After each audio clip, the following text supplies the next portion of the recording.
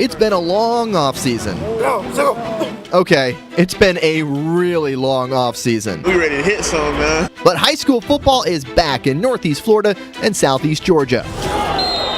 Sure, things may look a little different this year. Put your mask on or make sure you're distancing. And we'll miss the standing room only environments. Many of our teams start next week. But tonight, the Blitz is on. This is Action Sports Jack's Friday Night Blitz. Oh, it's a different year. Different visuals on a Friday night, like this sign to greet you at the Providence School. Social distancing, masks, temperature checks. It's the new norm. It's the way we've been living life the last few months, and it's the way you're going to live life on Friday nights as well. And not as many folks can even go to the games on Friday nights and really every other sporting event right now. Oh, we wondered if we would even get to tonight at times over the last 6 months, but here we are, and we're fired up for it. Welcome to another season of the Friday Night Blitz. High school games from all over the area. I'm Brent Martineau. Some games are the real thing tonight. Some are kickoff classics, and many won't be played until next Friday. So, hey, let's do this. It's go time for us. And new this year, we want you to vote on our Air Engineers' coolest fans of the week. So go online. Throughout the remainder of the show, go to actionnewsjacks.com/vote. Make your pick, and we will feature the winner later tonight in the show. So you only have about 18 or 20 minutes to get involved. We want you to be involved. Get the coolest fans of the week on the Friday Night Blitz. We love to feature the fans on this Friday Night Blitz, even if it's only 30% of what we are used to. We'll do that. Of course, the games are a big focus tonight as well, including a rivalry game in Nassau County. We'll debut a new segment as we check out one of our local sports stars of tomorrow. We've got some good ones here in the Jacksonville area. And we look ahead to the full slate of games next week. Hey, that's next week. Let's get to the games from tonight, starting about as far south as we can go. We start in Putnam County for what was supposed to be a marquee matchup. At least we thought so. West Nassau brought the fans. They brought their A game. Connor Nobles in the second half. Big pickup around the left end. That would set up the Warriors. And watch this play. A little tip drill action from Brady Wright, the lefty, to his top target, Chaz Davis. Oh, good concentration. Pulls that in for the score, and we made it a 36-6 West Nassau lead at that time. The route was on. Panthers QB Marion Wilson finally gets something going with a big run, but when it rains, it pours. Oh, no, early season injuries. Looked like he pulled up on that play. Hope he's okay. PALATKA also with trouble holding onto the ball. Punt return, can't handle the pigskin. I think you're going to see a little bit of this. Remember, it hasn't been a ton of practice time. Carson Murray falls on it for the road team. That would lead to another score, this time by Nobles to start the running clock. West Nassau, they were ready to go, and they looked good. An impressive win over PALATKA, 43-6. Action Sports Jack Stuart Weber was at this game. He has more from the big West Nassau win on opening night. What a start to the season for the West Nassau Warriors and head coach Ricky Armstrong. The funny thing about high school football coaches, it does not matter what the margin of victory is. In this case, 43-6, a running clock at the end of the game. Coaches will always find something to nitpick and something for their teams to improve on. We're still trying to work through some kinks. Got a lot of young receivers, some young linemen. We're trying to learn stuff. This is 1 week back, so we've been trying to go over stuff over the summer, but it's on the board, it's on paper, it's in the classroom. It's totally different when you get out here and it's under pressure, and then they go, I don't know what I'm doing. So we're working through it. We'll work a lot on it this week. I got a young quarterback. He's in the 10th grade. He's come up, so he's working through stuff, trying to figure out some stuff. I think this year is going to be great for him because it don't matter whether you win or lose. So if we do bad with him, we just do bad. I don't want to, but he's going through a learning process for 6 or 7 games, and then I'm expecting to do this. Of course, what Coach Armstrong's referring to is the fact that every team that wants to make the postseason has the opportunity to opt in. So while the record might not matter quite as much this year, you certainly want your team firing on all cylinders by the time November comes. It is still very early in the season, but West Nassau with an impressive victory to start the season.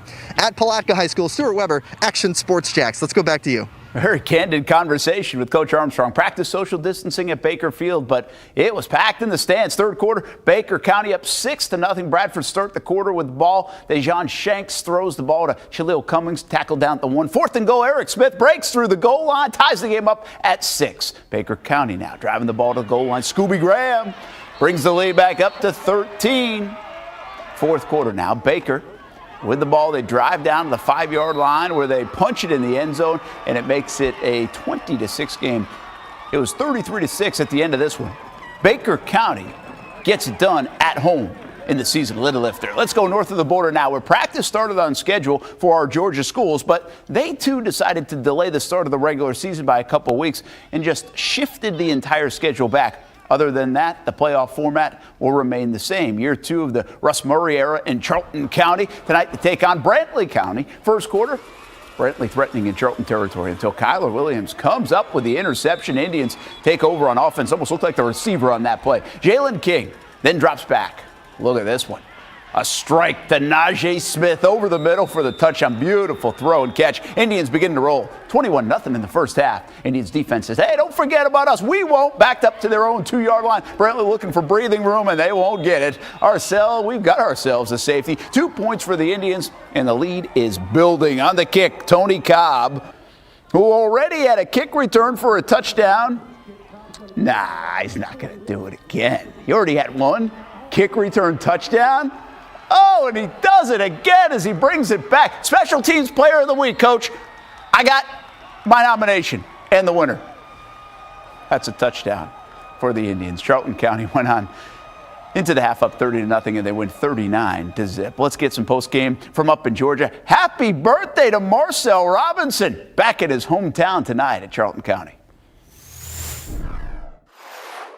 What a statement win for Coach Russ Murray and the Charlton County Indians, coming into his second year with the way the first year went, winning one game, just one game in week 1, mind you. The Charlton County Indians came out here tonight against Brantley County and put a statement win, scoring on special teams, offense, defense. This is what Coach would refer to as a complete win, and it seems that, according to Coach Murray, all the hard work they put in the offseason, well, it paid off tonight.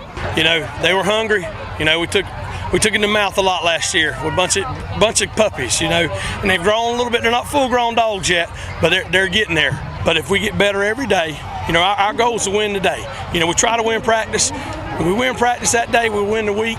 Win the week, you win the month. You know, you get to the games, you win the games. You know, that's all we can do. Now, with such a big win tonight, it would be very easy to sort of get into your head and sort of smell your own Kool-Aid, mind you, as some of the kids might say. But Coach Murray continues on saying that this is one of those things where it can springboard you into the next weeks, because they've got quite the gauntlet coming up with the next 3 games, and they're going to have to put a lot more work in if they're going to keep this train moving. For now, at Charlton County High School, Marcel Robinson, Action Sports Jags.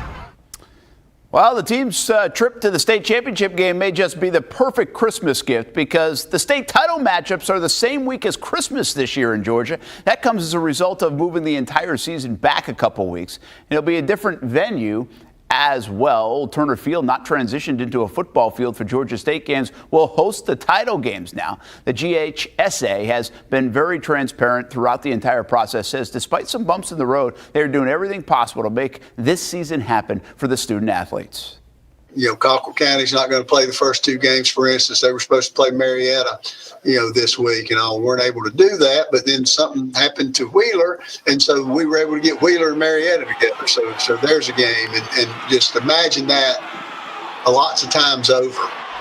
Yeah, I can only imagine. I mean, so think about it like Major League Baseball, right? A couple of teams couldn't go. They put 2 other teams together. They've had to play double headers. I mean, this is the way it's going to go across the high school, professional ranks, collegiate ranks. We'll see. Football's a little tricky to do that because you just can't play a couple of games in a couple of days. Back here in the state of Florida, the playoffs are certainly going to look different this year as well. Very different. Essentially, any team that wants to participate in the postseason just needs to let the FHSAA know by September 18th. So that's coming up. But at that point, a blind draw will determine seeds for November.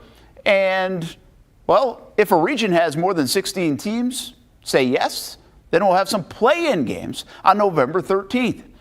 In the meanwhile, let's get back to more games from tonight, and let's let the folks in Gainesville sort out all that by season's end, because It sounds complicated to me. Another battle taking place in St. Johns County. Hilliard Flashes hosting Bishop SNYDER. First quarter, Flashes on the move. DJ Costin upended, loses the football. Nico Bates picks it up, makes a huge return for the Cardinals.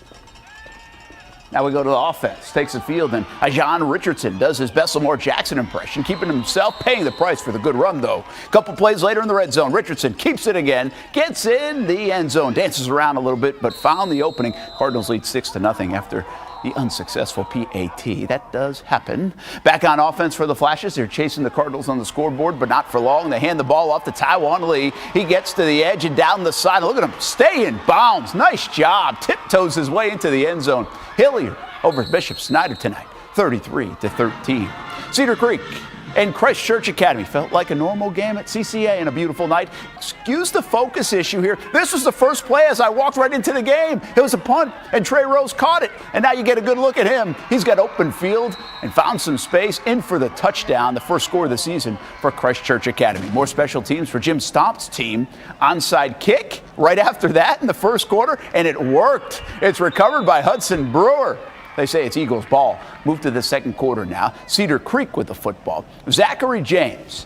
He's down there somewhere. Where's number 3? There he is. Rolls out. And look at this catch by Martwez Anderson. Heck of a grab. Then he wanted some help up. Oh, that guy didn't help him. Oh, there's an Eagle who obliges. He said thank you, too. Short time later, Dante Jackson scores 7-6 at that point. Christ Church Academy was in the lead, and they would go on to win it 30-14.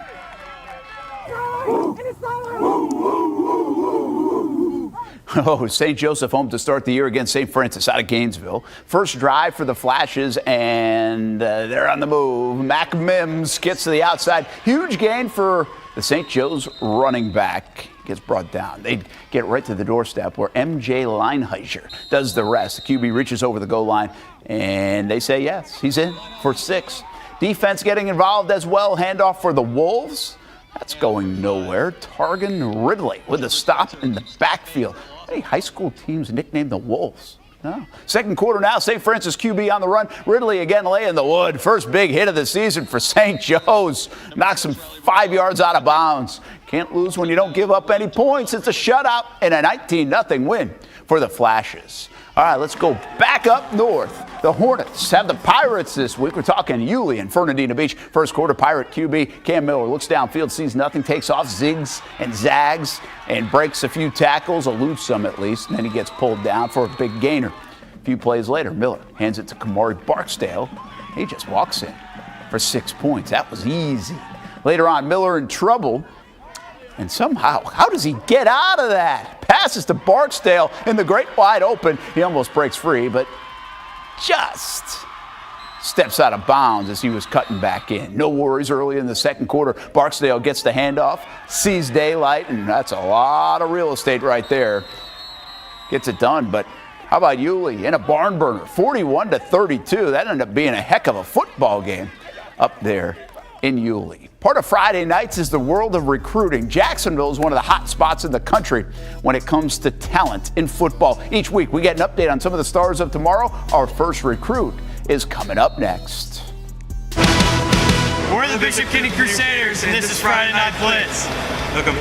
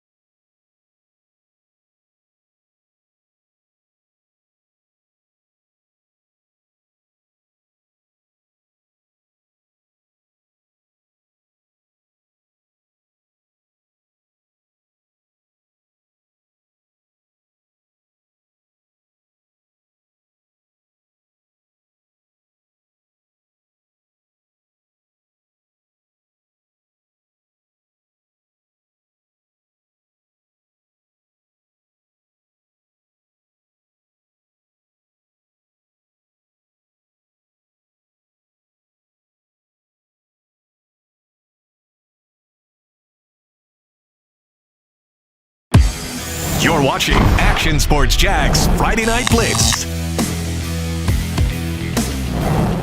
You know what we call this around here? That's called the Battle of the Sunsets at the Bowles School time. Really a beautiful night here in September for football. I didn't even think it was that warm out tonight. It was gorgeous. Hashtag Battle of the Sunsets. Join our fun on social media. Welcome back to another season of the Friday Night Blitz. I'm Brent Martineau. In a year that has been so unique, high school football starting up, doesn't it feel like the normalcy we need a little bit? A reminder, we have a vote going for our coolest fans of the week. Now, you only have a couple more minutes before we reveal the winner here tonight on the first edition of the Blitz in 2020. Go to actionnewsjax.com/vote. Pick your favorite at the bottom of the screen. Let's go check out some more highlights. Camden County, Richmond Hill tonight. Here's a play that's interesting. QB Josh Brown keeps it, gets the ball popped in the air. Lineman Amon Davis catches it. We got another look at it. Good hands. Good hands by the offensive lineman. Again, the defense making a show of it as well. Big man Micah Morris chases down the ball carrier. That's a sack in the backfield. Fourth quarter, Richmond to punt. It's a high snap. Tyler Coleman hustles to get to the ball and dives on it to stop a Camden touchdown, but it is a safety. Camden would lose tonight 28-11 to Richmond Hill. Hey, the Bowles Bulldogs played like champions last year, ended up state runner-ups. Tonight, the Dogs hosting the Bishop Candy Crusaders in a scrimmage.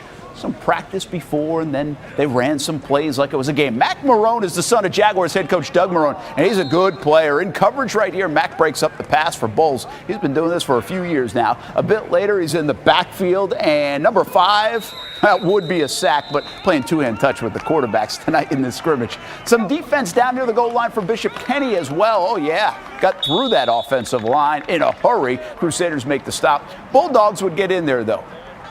Gunnar Borey keeps it and scores it. Touchdown for Bowles. Again, this game does not count. Both teams will get going for real next week. How about Episcopal and University Christian? Same type of idea. Scrimmage tonight, just trying to get going on the season. 60-yard touchdown run by Avante Tolliver. Got by a tackle and gets it into the end zone. Now Episcopal with the ball. River Penland escapes the pocket. And, oh, nice catch. Good hands. Easily into the end zone. Sorry, we didn't have a name on the roster. That will happen early in the season. We'll find it. The final plays of the scrimmage were goal line plays. And Penland finds Corey Scott as he dives into the end zone. Again, they'll get going for real next week. Westside got things going a little early last night as they had an inter-squad scrimmage of their own, keeping the social distancing protocols in mind. Coach Rodney DeBose and company navigating the new norm just like everybody else. Some might call it a fine-tuning game as they begin their regular season next week on the road against Baldwin. So here's the deal, right? In Northeast Florida, 11 games or so tonight, some of them kickoff classics and scrimmage form like we've been showing you, others the real thing. Next week, as we've been saying, the full slate rolls out and it will really feel like the Friday Night Blitz. Teams just getting in pads this past Saturday, so the slow ramp-up could lead to some sloppy and sluggish play at times for every team. The standings don't really count, as Stuart mentioned earlier in the show. It will really feel like 2 seasons, regular season and a postseason for those who want to participate in the postseason. But this is all about getting the games in a year where we thought we could lose games, and that's important for the kids, the coaches, the parents, us. We love these Friday nights, but it's also about the money. High school football generates dollars for athletic programs, even with limited capacity. Making it through the season will be a huge win for high schools all across the state for their entire athletic departments. What do we have coming up next week in terms of some of the games? How about this one down in St. Johns County? Bartram Trail and Creekside, they're going to meet to start the year. Got to love that. Oh, my goodness. Bowles and Trinity Christian next week at 7:30. These look like playoff games. Mandarin Atlantic Coast, always a rivalry game. Keep in mind the Duval County start times. This changed last year, remember, and it's going to happen again this year. 6 o'clock start times in Duval County. And then in Southeast Georgia, we've got Glen Academy at Camden County, and that's a 7:30 kick. So really good games. next week as things get going. Since last season, we've seen the next crop of local quarterbacks commit to play college football, including Walter Simmons III. Let's go to David Garrard's School of East Carolina. Trinity Christian signal caller JACORY Jordan pledged to Bowling Green. That was back in April. And Atlantic Coast quarterback Ridge Jacobs made his decision to attend Holy Cross. We give an honorable mention to Santino MARUCCI, who committed to Wake Forest before transferring to Bartram Trail for his senior season. Speaking of top prospects, Marcus Burke is a 6'3", 180-pound wide receiver at Trinity Christian Academy. In 2019, he caught 37 passes for 831 yards and 9 touchdowns, helping TCA make an appearance in the 3A state playoffs. He was awarded a Times Union All-First Coast second-team selection for his efforts. Marcus has a great combination of size and speed, making him one of the state's best deep threats. Not many high school cornerbacks can match his size, and if he gets a step on a defender, he's likely taking it to the house. Marcus is a 4-star prospect, ranked as one of the top wide receivers in the country. He has received many offers from top-tier college programs, and this summer, he announced he is 100% committed to the Florida Gators for 2021. The Coolest Fans of the Week is brought to you by Air Engineers. all right, well, we asked you to vote, and, what did we come up with? Hilliard, PALATKA? No, Baker County. Oh, it's a great place to watch high school football. Baker County, our coolest fans of the week. They win 40% of the vote. Way to get it done. And Baker County is a good crowd there tonight on a Friday night here in September. By the way, just got this in. Nick Elksness was the Episcopal young man who caught that pass. We think, but it would make some sense. He's committed to the Florida Gators, was committed to Penn State. Really good tight end for Episcopal. Hey, Brunel, get your rosters on the website. How about it? Just about done on this first Blitz of the year, but more to come still. And we want to remind you that there is more of the Blitz at 11:20 on CBS 47 as we blitz through the highlights of the night. You can also see it on Fox 30. You can also catch the show on Facebook anytime. Rich Jacobs, Pat Bryant, we are the Atlantic Coast Stingrays, and this is the Friday Night Blitz. Be on the lookout.